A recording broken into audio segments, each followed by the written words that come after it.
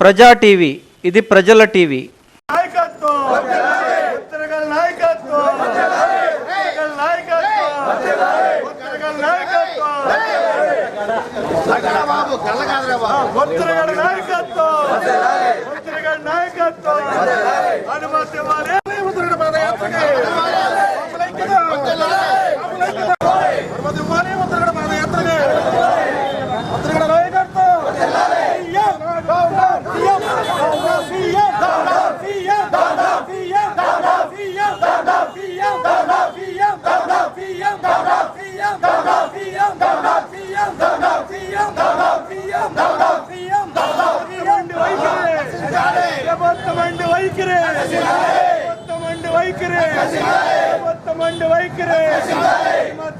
ముద్రగడ పాదయాత్రకి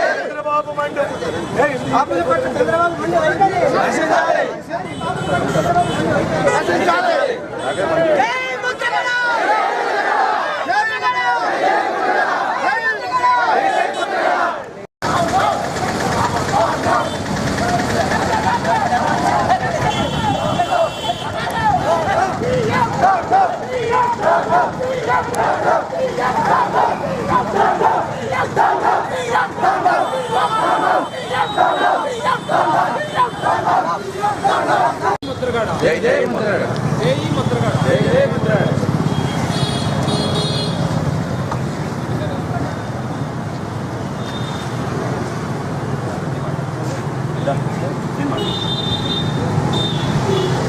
ముద్రగడ వెంటనే, ముద్రగడ వెంటనే, ముద్రగడ వెంటనే. వ్యక్తి స్వేచ్ఛను, వ్యక్తి స్వేచ్ఛను, వ్యక్తి స్వేచ్ఛను, రాజ్యాంగాన్ని గౌరవించాలి, రాజ్యాంగాన్ని గౌరవించాలి, రాజ్యాంగాన్ని గౌరవించాలి.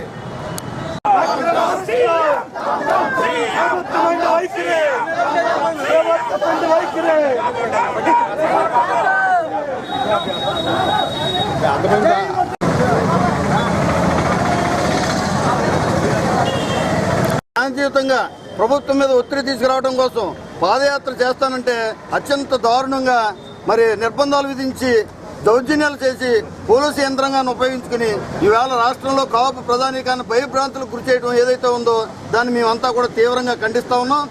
మరి అంతేకాకుండా ఈ రాష్ట్రంలో కాపులకి ఏకైక నాయకుడు ముద్రగడ అని చెప్పేసి ఈ సందర్భంగా మీకు తెలియజేసుకుంటా ఉన్నాం.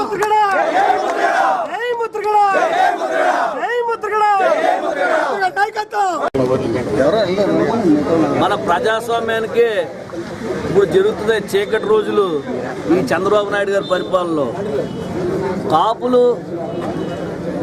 కాపులు మరి మాకు అవసరమైన, మాకు నిజాయితీగా రావాల్సిన, మేము పూర్వం పోగొట్టుకున్న మా రిజర్వేషన్ మాకు ఇమ్మని మేము కోరుతూ ఉంటే మా ముద్రగడ పద్మనాభం గారి ద్వారా మరి ఆయన్ని గృహ నిర్బంధం చేయడం అనేది చాలా దారుణం, అమానుషం. దీన్ని ఖండిస్తున్నాం. ఇన్ని రోజులు ఆపుతారు, అరిచేతిని అట్టుపెట్టి సూర్యకాంతిని ఆపగలరా? ఆపలేరు. ఇదే అంతే. ఈ రోజు కాకపోతే రేపు, రేపు కాకపోతే ఎల్లుండ ఆయన పాదయాత్ర చేయడం ఖాయం. ఆయన పాదయాత్ర చేసిన రోజున ఆయన కూడా మేమందరం నడవటం ఖాయం అని చెప్పి మా నర్సాపురం నియోజకవర్గ పాపస్వామి తరఫున తెలియజేస్తాను. అలాగే మీరు, మీ మంత్రులు, మీ తరపున తాబేదారులు మీరేం చెప్తున్నారు? పాదయాత్రకు వెళ్ళకండి, కాపులు ఎవరో పాల్గొకండి. ఒక మాట చెప్తున్నా, ముద్రగడ పద్మనాభం గారు మమ్మల్ని ఎప్పుడు రమ్మని ఏం చెప్పలేదు. ఆయన ఎప్పుడు మీరు రండి తమ్ముడు, మీరు రండి, మీరు నా కూడా ఉండండి అని ఏ రోజు ఆయన కోరలేదు. ఆయన మా కోసం చేస్తున్నాడు. ఆయన నిస్వార్థంగా, నిజాయితీగా మన రిజర్వేషన్ కోసం పోరాడుతున్నాడు కాబట్టి ఆయన కూడా వెళ్ళడానికి మేము సంసిద్ధులు అవుతున్నాం. అక్కడే ఆయన బలం మీద ఎత్తుతుంది, మీ బలహీనం తెలుస్తుంది. ఇప్పుడు కన్నా మీరు మీ బలహీనం తెలుసుకుని ముద్రగడ పద్మనాభం గారు నేరుగా ఆయన ఇంటికి వెళ్ళి మీరు చర్చలు జరపండి. మీరు ఏ రోజు ఇస్తారు? 3 మాసాలు ఇస్తారా? 6 మాసాలు ఇస్తారా? జరిగిపోయింది 3 సంవత్సరాలు. ఇంకా మీరు ఇస్తా ఉన్నారు. చెప్పండి, 3 మాసాలా, 6 మాసాల, సంవత్సరం కాగితం పూర్వకంగా ఇవ్వండి, ఆ రోజు చేసి పెట్టండి. మేము ఎక్కడికి వెళ్ళాం? మా ఇంట్లో మేము కూర్చుంటే ఏసీలో పడుకుంటాం మేము. కానీ ఖచ్చితంగా మీకు ఆ నమ్మకం లేదు, మీకు ఇచ్చే ఉద్దేశం లేదు కాబట్టి మీరు కాలయాపన చేస్తున్నారు. ఆయన రోడ్డు మీదకి వస్తే ఆయన కూడా వచ్చే జనం ఉప్పిన సునామీ అయిపోతుందని మీరు భయపడుతున్నారు. ఖచ్చితంగా ఆయన ఆపినా అదే జరుగుతుంది, ఆపపోయినా అదే జరుగుతుంది. రాబోయేదంతా ఎన్నికల కాలం. మీకు సరైన సమాధానం ఓట్ల రూపం ద్వారా మీ కాపు సోదరులందరూ చెప్తారని చెప్పి మీకు తెలియజేస్తూ, ఇప్పటికైనా బేషరతుగా మీరు ఇస్తారన్న మీ ఎన్నికల మేనిఫెస్టోలో పెట్టిన మీ రిజర్వేషన్ హామీని నెరవేర్చి ఇదిగో నేను చేశానని చెప్పండి, మా సహాయం కోరండి, అప్పుడు చేయడానికి ప్రయత్నం చేస్తామని చెప్పి ఈ మీ మీడియా మిత్రుల ద్వారా మీ అందరికీ తెలియజేస్తున్నాను. జై కాపునాడు. నిర్బంధాల మధ్య రాజ్యాలు నడవు. చంద్రబాబు నాయుడు గారు, మీరు పుట్టింది ఇందిరా కాంగ్రెస్లో పుట్టారు. ఇందిరా కాంగ్రెస్ ఆవిర్భవించినప్పుడు ఏ పద్ధతిలో ఇందిరా కాంగ్రెస్ ఆవిర్భవించబడిందో మీకు తెలుసు. ఇందిరాగాంధీ ఎమర్జెన్సీ విధించినప్పుడు ఇందిరాగాంధీకి స్తోత్రపాఠాలు పలికి, అమ్మ నీ పేరే రాష్ట్రం అంతా పలుకుతుంది, ప్రజలందరూ నీ నామస్మరణ చేస్తున్నారని చెప్తే ఎన్నికలు వచ్చాయి. ఎమర్జెన్సీ తర్వాత కాంగ్రెస్ పార్టీ రూపు మార్చిపోయింది. ఎక్కడా కూడా ఒక్క సీటు కూడా నగ్గని పరిస్థితి ఏర్పడింది. అంతకన్నా మించినటువంటి నిర్బంధ పరిస్థితి ఈ రోజున ఈ రాష్ట్రంలో మీరు ఏర్పాటు చేశారు. గత పరిస్థితులు మీరు గుర్తుకు తెచ్చుకుని వెంటనే నిర్బంధాలు తొలగించండి. ఇది ప్రజాస్వామ్య యుగం. ప్రజాస్వామ్య యుగంలో పాలక పక్షాన్ని పాలక పక్షం చేస్తున్న తప్పులను చూపించేటటువంటి పరిస్థితి ప్రజలకే ఉంది, ప్రతిపక్ష పార్టీలకే ఉంది. ఇదేదో జగన్ చేస్తున్నాడు, వైఎస్ఆర్ పార్టీ చేస్తుంది, జగన్ని మెప్పు కోసం చేయడం అనేటటువంటి మాట్లాడేటువంటి మాటలకు మీరు విరమించుకోండి. ఎందుకంటే జగన్ పుట్టక ముందు నుంచి కూడా కాపు ఉద్యమం నడుస్తోంది. కాపుల్ని బీసీలు చేయమనేటటువంటి కోరిక ఆ రోజు నుంచి ఈ రోజు వరకు కూడా కొనసాగుతూనే ఉంది. మీరు హామీ ఇచ్చారు కాబట్టి పద్మనాభం గారు కోరారు, ఆయన శాంతియుతంగా పాదయాత్ర చేస్తామని చెప్తా ఉన్నారు. కాపు సోదరులందరూ కూడా శాంతియుతంగా చేయడానికి సిద్ధంగా ఉన్నారు. ఏదో తుని సంఘటన మీరు అడ్డు పెట్టుకుని ఆ సంఘటనలే పునరావృత్తులు అవుతాయనుకుంటే ఆ రోజున గాంధీ గారు చేపట్టినటువంటి చారోదారి ఉద్యమం కొనసాగదు. తాత్కాలికంగా ఉద్యమం ఆపినా తిరిగి ఉద్యమం ప్రారంభమయ్యి దేశానికి స్వాతంత్రం వచ్చింది. అలాగే ఈ రోజున మీరు కాపు ఉద్యమాన్ని ఎంత అణగదొక్కాలని ప్రయత్నం చేస్తే అంత ఉవ్వెత్తున పైకి లేచి మీకు నష్టం చేకూర్చే ప్రమాదం ఉంది. మీరు రూపు మార్చిపోయే ప్రమాదం ఉంది. కాబట్టి ఇప్పటికైనా కళ్ళు తెరుచుకుని కాపుల్ని శాంతియుతంగా యాత్ర చేసుకుంటే అనుమతించండి. పద్మనాభం గారు వెంటనే విడుదల చేయండి. గృహ నిర్బంధం చేయటం కానీ ఉగ్రవాద కాదు. ఏ పాకిస్తాన్ నుంచో ఆఫ్ఘనిస్తాన్ నుంచో తాలిబాన్ నుంచి ఆయన రాలేదు.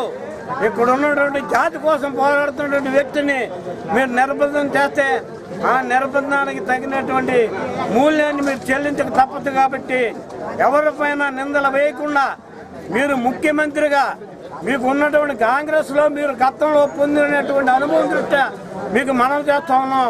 శాంతియుతంగా పాదయాత్రకు అనుమతించి కాపుల యొక్క కోరికను తీర్చమని మనం చేస్తా ఉన్నాం.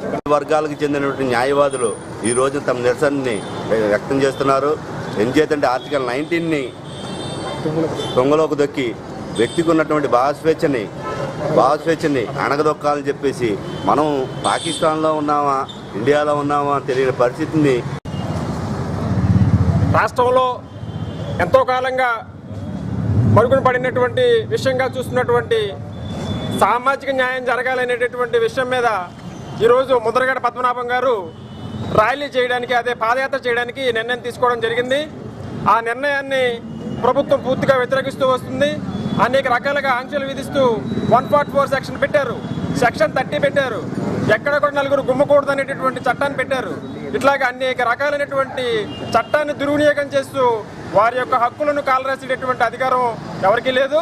మేము న్యాయవాదులుగా ఇట్లాంటి చర్యలను ఖండించవలసినటువంటి బాధ్యత మా మీద ఉంది. కాబట్టి మేమందరం ఈ యొక్క చర్యను తీవ్రంగా ప్రొటెస్ట్ చేస్తున్నాం. ఎవరికైనా సరే గదిలో నిర్బంధించేటటువంటి అధికారం ఎవరికీ లేదు. అట్లాగే ఆయనలో ఉన్నటువంటి వేదన బాధ ఏదైతే ఉందో వారికి కావాల్సినటువంటి హక్కులు ఏవైతే ఉన్నాయో అవి పరిష్కారం చేసుకోవడం కోసం అనేక రూపాల్లో ఉద్యమాలు చేసేటటువంటి హక్కు ప్రతి నాయకుడికి ఉంది. ఆయన కూడా ఒక సామాన్య వ్యక్తి కాదు, ఒక రాజకీయ నాయకుడు. అట్లాగే ఎంపీగా చేశారు, అట్లాగే అనేక రకాలైనటువంటి పదవులను కూడా చేపట్టినటువంటి వ్యక్తి ఆయనకి గౌరవం ఇచ్చి సహజంగానే ఒక అటు ఇటు కావాలంటే పోలీస్ ప్రొటెక్షన్ పెట్టైనా సరే ఆయన యొక్క పాదయాత్రను కొనసాగిస్తే బాగుండేది. ఇట్లాంటి చర్యలు చేయడం వల్ల రాష్ట్ర వ్యాప్తంగా అన్ని ప్రాంతాల్లోనూ కూడా అనేక రకమైన సమస్యలు ఉత్పన్నమైనటువంటి ప్రమాదం ఉన్నది. కాబట్టి ప్రభుత్వం కూడా ఒకసారి ఆలోచించి ఈ యొక్క సమస్యను పరిష్కారం చేయడం కోసం శాంతియుత మార్గంలో ఏదన్నా వేరే దాని ఒక పథకం ప్రకారం చేస్తే బాగుంటుందని, ఇట్లాగే ఏ రకమైన ఇబ్బందులు కలగజేయకుండా ఉంటే తప్పనిసరిగా యొక్క సమస్య పరిష్కారం అవుతుంది. అవ్వాలంటే ఇలాంటి ఆంక్షలు పెట్టడం వల్ల అనేక రకాలైన ఇబ్బంది ఏర్పడే ప్రమాదం ఉంది. కాబట్టి మేము న్యాయవాదులుగా ఇట్లాంటి చర్యలను తప్పనిసరిగా వ్యతిరేకించాల్సిన అవసరం ఉంది. కాబట్టి ఈరోజు మేము ప్రొటెస్ట్ చేస్తున్నాం. Thank you. ఓకే ఫ్రెండ్స్, మీకు గనక ఈ వీడియో నచ్చినట్లయితే మన ఫ్రెండ్స్ అందరికీ షేర్ చేయండి. మీ ప్రజా టీవీని సబ్స్క్రైబ్ చేయండి ప్లీజ్. ప్రజా టీవీ, ఇది ప్రజల టీవీ.